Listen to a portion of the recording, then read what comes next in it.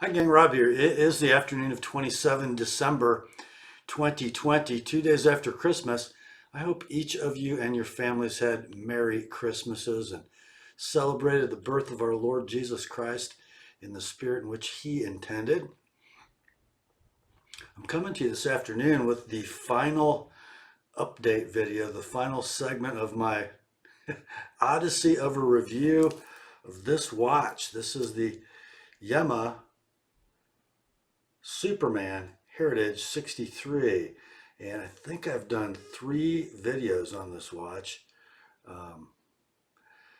because it's been a bit of an odyssey. I'm going to link in the description uh, all those videos so you can kind of go back and pick up the story. In short, it wasn't a good story. I ordered my Superman Heritage 63 the 15th of August, received it, I don't know, a week or 10 days later. There were issues with the watch. While I was sizing the bracelet, less than an hour after opening the box, the 12 o'clock marker fell out of the index.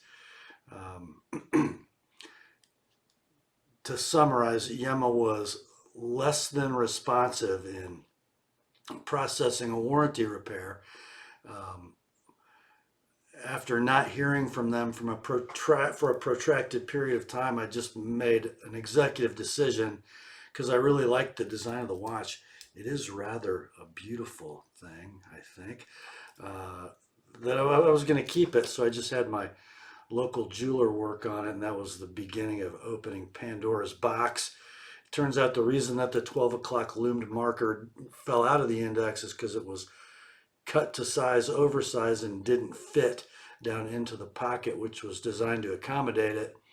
So it didn't reattach well. And in an effort to get it out, it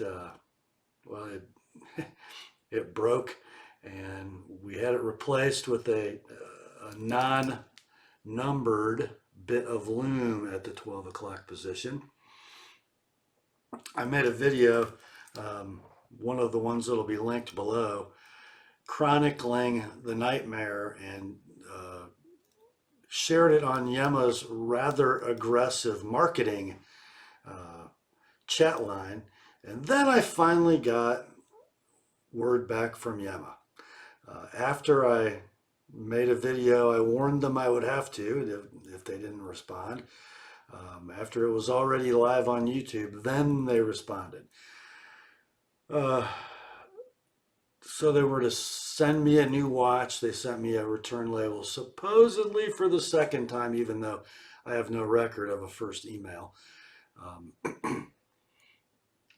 Anyway, by the time they decided to do that, they had run out of their second run of the Heritage 63, which the customer service rep, Diane, did not know at the time. She promised to send me a new one immediately. So finally, on December 20th, a week ago today, this watch showed up. But that was not without its own set of problems, because Yema's paperwork in the box for the replacement watch read like a new invoice. I had to pay another $72 in customs to get it in my hand. By the way,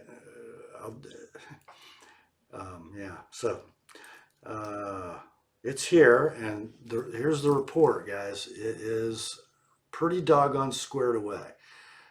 Only a couple little niggling problems with this one. And before I kind of show you the watch, I'll read you the email that I sent to Yema after receiving the watch, just to kind of give you an idea where the communication is. I wrote, and this was this Monday, the 28th. Hello, Diane. I want to let you know I've received my replacement Superman Heritage 63. Thanks very much for your help in resolving my problem. It's generally in good order and keeping great time. I do plan to do another video to close the loop on the unresolved issues with my purchase and wrap up my review. Before I do that, I want to pose some questions and concerns for you and the Yema brand to answer. I hope to be able to include your answers in my final video. Here goes. Customer service issues. Number one, after reviewing my experience with Yema and judging by the comments on my videos, the experience of many other customers, what changes is Yema making in its customer service and warranty policies to be more responsive to its customers? That's question number one. And just an aside, guys, the comments on my previous Yema videos are about 80% to 20% negative, meaning in the comments that took a position based on experience, about 80% of them related stories, and you can go into these other videos and read the comments, related stories similar to or worse than mine. There were a small number who, vociferously defended Yema and said, you should expect once in a while to get a piece of garbage for $1,000 from any watch manufacturer. That's not reality. So anyway, so I'm asking Yema, in response to this negative feedback, what changes are you making? Number two, is Yema aware of the disparity between the level of attention and responsiveness given to customers in online marketing efforts and post-sale customer service? From the customer's perspective, it is a glaring difference. So let me kind of cover these two questions in a subsequent phone call. I think Diane kind of tried to cover these in one blanket statement by identifying herself as kind of newly appointed to be the tip of the spear in this customer service effort of Yema's. And she even asked me whether I was happy with the responsiveness and the service I've gotten from her, and I have been. And she indicated that that's the kind of customer service from now on that not only I, but all people who buy Yema watches can expect. So not really any specific systemic changes indicated, although Diane did indicate to me that the directors of Yema are meeting about this and would respond to me at a later date. So if I get such a response, I will include that in a subsequent video. And then the next section of my email was covering product quality issues. I said, here's my list of issues with my first watch. The oversized limbed index marker that fell out of the index. Number two, watch had zero water/pressure resistance as manufactured. My local watchmaker tested it. It failed a dry pressure test at anything above ambient pressure. These are both critical defects that, in my estimation, make the watch completely unacceptable as a functioning timepiece at any price. And then, so those were the two major issues with my first watch. Then I said, here are the less serious but annoying problems with the replacement watch. Number one, the bezel alignment is near perfect until the crown is screwed down. So bezel alignment, and this is in its current state. It's close to perfect. You can see it's a little bit before 12 o'clock. I'm not sure that I'm having trouble with my directionality here, but it's a little off, like before 12 o'clock, but not bad. I'll explain how that got where it is. So in order for the bezel lock to fully engage the teeth of the bezel and allow the crown to seat fully, the bezel has to be slightly advanced, thus creating a misalignment issue. All that would have been required to eliminate this is a bit of hand fitting of the tabs of the bezel lock for proper alignment. So I'm not sure the camera will pick this up well, but there's your bezel lock. This device right here. And I think you can see there are little tabs on the sides that engage the teeth of the bezel. And because of where it wanted to seat, it actually pushed the bezel in this direction in order for it to seat and for the crown to fully engage when you screwed it in. So what I did was I got out my little Weehaw screwdrivers and bent the tabs so it seated where the bezel wanted to fall. um, so keep that in mind. Then also number two, the spring bars which attach the end links to the case are bent rather severely. It looks like this was done because the assembler became impatient with the tight fitment of the end links and or improperly located drilled lug holes. The result is loose, rattling end links. So one of them is better than the other. So here is the 6 o'clock end link, and I'll try to let you see that movement. Okay, and I'm not sure I can get you a decent shot of the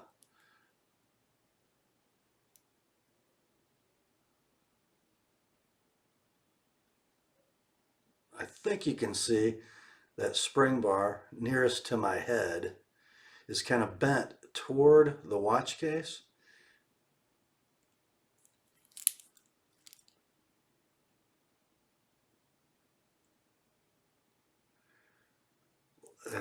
Which it kind of indicates that once they push the end link all the way to the case, the spring bar ends wouldn't go in the holes. So rather than scrap the watch, they bent the spring bars to make them fit and then bent them too far so the end links rattle. All right. Third problem, the quality and consistency of the brushed finish, primarily on the bracelet, is rather poor in comparison to the first watch I received. The brushing is rather curved and slanted in some of the links and a bit more coarse than the brushing on the case. I'm pretty sure this camera is not going to pick this up, but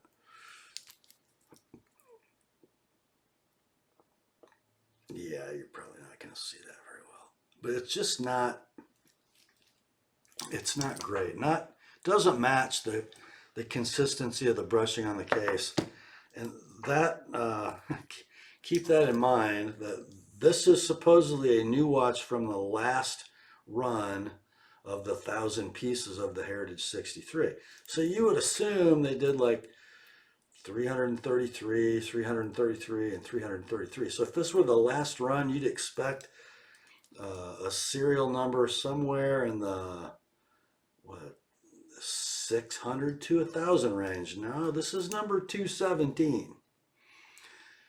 Kind of makes me wonder if this wasn't a warranty return that was repaired and the bracelet was rebrushed hastily. Just kind of makes me wonder. Why is a watch from the third run serial number 217 and why do I have inconsistent brushing on my bracelet? Don't know. I can't prove that. Anyway, so then to summarize, all of these quality issues give the impression that this line of watches are assembled by unskilled third world labor and not inspected or hand fitted by skilled European watchmakers. Frankly, the Yema product is not one that gives its owner the impression of a $1,000 plus timepiece. It seems more like a Chinese-made $400 micro brand with a Swiss movement. And guys, I don't think I'm like blowing the lid off a story, but many watchmakers whose dials say Swiss made at the bottom, have a lot of their manufacturing process done in the Far East, specifically in China. A Swiss made watch has to have 47% of its value added content performed in Switzerland. And as many watch reviewers have chronicled, that can be a really expensive per hour watchmaker just inspecting the work and correcting the defects that were incurred by near slave labor in China. A watchmaker in Switzerland might spend an hour finishing up the shoddy work performed in China, and that costs as much or more than the hours of labor that went into it before that. So my problem isn't that this probably has some of its manufacture performed in China. My problem is that nobody in France fixed it. Um, so anyway,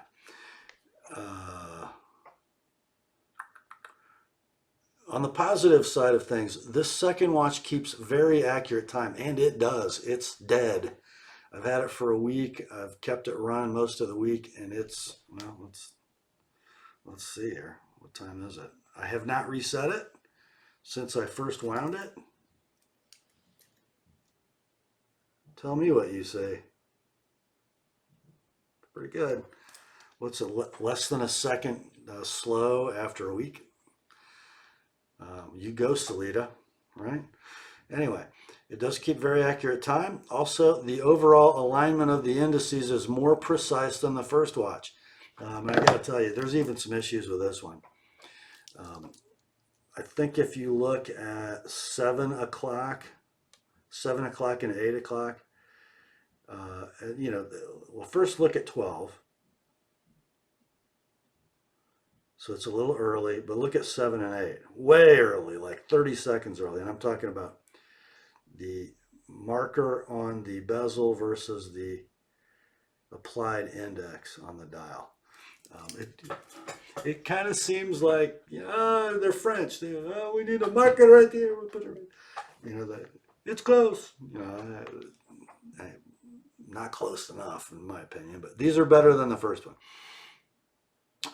Lastly, the loom application on the bezel is far better than the first watch. I actually had a commenter say that when the Yema lists this is a loomed bezel, meaning the 12 o'clock pip and then the 45, 30, and 15, it borders on false advertising. And I will tell you, my first watch had barely visible bezel loom. This is pretty good. It doesn't last as long as the applied indexes on the dial, but it's pretty good. So there's a lot of variability with that process. So it was, I just said it was nearly impossible to detect any loom on the first bezel. This one is much better. And then to end, please feel free to address any or all concerns. I'll be happy to report any positive points that I can to my viewers. There are many in the watch collecting community who have great respect for the heritage and timeless designs in the Yema archives and who wish for the modern form of the brand to do well, myself included. Have a Merry Christmas, and I'll look forward to hearing from you soon. And as I said, I did get a follow-up phone call the next day from Diane. She is a sweet, sweet woman who seems to genuinely care about her job. I don't know where this will all go with Yema, but let me show you what I'm wearing today. So this is the watch, and I think I told some of you guys this. This is the SBDC 101 from Saga, the latest 62 MAS reissue from Saga. These were out of stock the day I bought my Yema, and they were hard to get, so I bought the Yema. And in the interim, I replaced my Yema with the Seiko. As cool as I think this watch is, and it is so cool, and as good a timekeeper as it is, it might be, at least after the first week, the most accurate watch I have in my collection that's not quartz.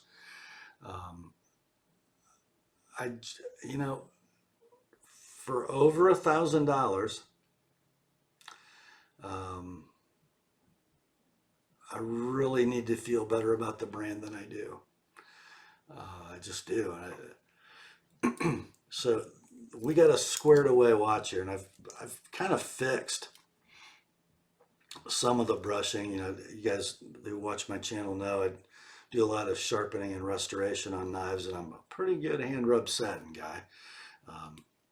So the clasp looks a little bit better than it did as it showed up, and a couple of the links I straightened out a little bit. So this is basically a better than new condition Superman Heritage 63. It's probably going to show up in a Thursday night knife sale soon, just because I don't feel warm and fuzzy enough about it to keep it in the collection long term. And if I'm going to sell it, I might as well sell it while while the model is hot and while it's in condition, in the condition that it is, which is as new or better than new. I've worn it very carefully this week just to make sure everything's all right with it. I did have my watchmaker Dave do a dry pressure test on it, and it does perform as advertised. And so none of the crystal sealing issues that my first one had. I think that's about it. It is a gorgeous thing, isn't it? Man, it's just so beautiful. And if you see pictures of original 1963 Yema Supermans, this is a faithful reissue. It really is. Let me put on wrist real quick because it wears so well. There you go.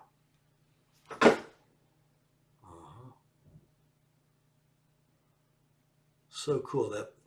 That profile shot is so neat, the way that case, the main case sort of slides through that super thin mid case. I really do like it, and it's such a wearable size, 39 millimeters. My only complaint about the packaging, by the way, not only did they invoice me like it was a new watch, they sent the accessories twice. So I have two Yema branded Tropic straps, Tropic style straps, and I own four different manufacturer Tropic style straps, and the Yema strap is the cheesiest of the bunch. I just got to tell you, very stiff, very unfinished at the lug ends. So as where the strap sort of meets the case, big parting lines, not very good looking. They didn't carry the pattern over the end of the strap. Buckle's nice. So you got that going for you. So yeah, I got two of those that will go with the watch. I have two of the watch rolls. If you remember my first video, I got them to swap the watch roll, which I didn't need, for the Tropic strap as a throw-in. Now I have two of each because they sent me the watch roll by mistake and then they did it again. So I've got, maybe 40 bucks in reality worth of Yema accessories that would go for, 150 or so. So the watch will come with two Tropic straps, original bracelet, two Yema watch rolls. In fact, let me grab those real quick. Okay, so here's the watch roll.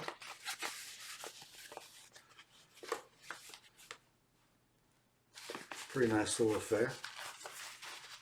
It's got two snap holes in the Fox faux leather strap. I'll get two of those. And let's see. Whoops. Outer box. This is a neat little booklet, by the way. Really neat little booklet with history of Yema. Then you've got the very nice fake leather box. And two Yema Tropic straps. One of them has still got the stickers on it, or the protective plastic. So yeah, here's kind of the sad thing for me. And Yema's not the only brand like this. I guess a very similar story with a different ending would be Squall or Squale.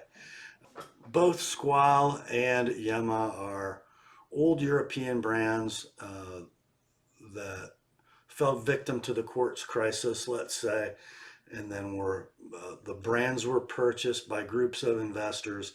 Yema was actually owned by Seiko for a time. Now they're back under French ownership by the Ombre Group.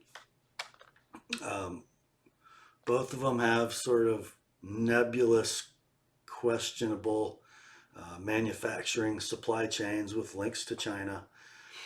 The difference is that Squall, or Squale as we Americans like to say, Squale,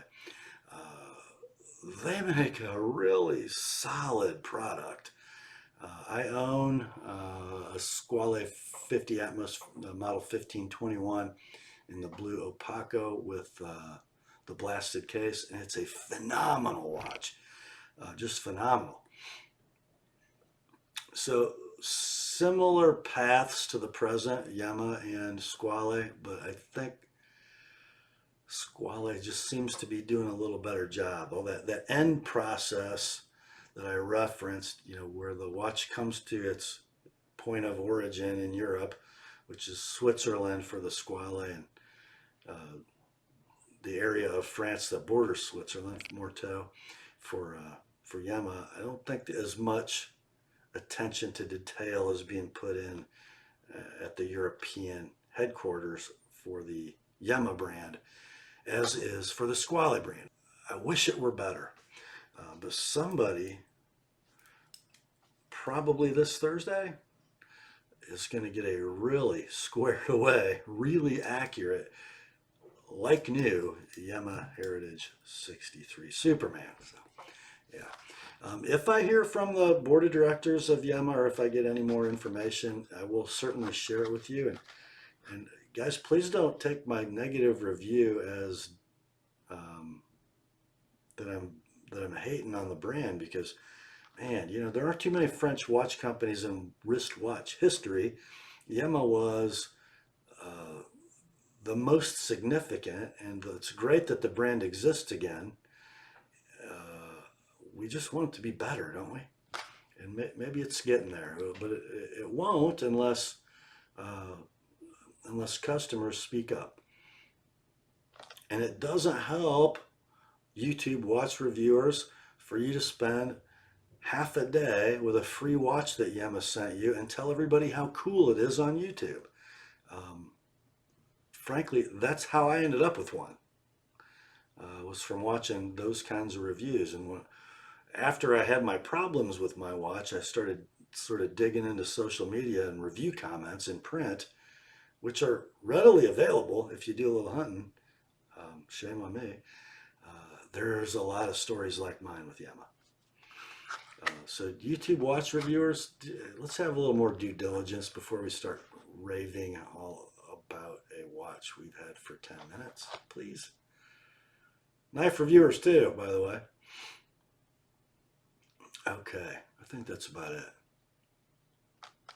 If you're interested in this watch, by the way, before this Thursday's knife sale, please get a hold of me by email, not by DMs in YouTube. I never see those things. I'll put my email address in the description underneath this video as well. Okay, that's about it. It's time for me to go baste the ham with glaze and get ready for some dinner. Grace to you and peace, my friends, from God our Father and the Lord Jesus Christ. Merry Christmas. A blessed and prosperous 2021 to you. That's all for today. Remember, the word is sharp.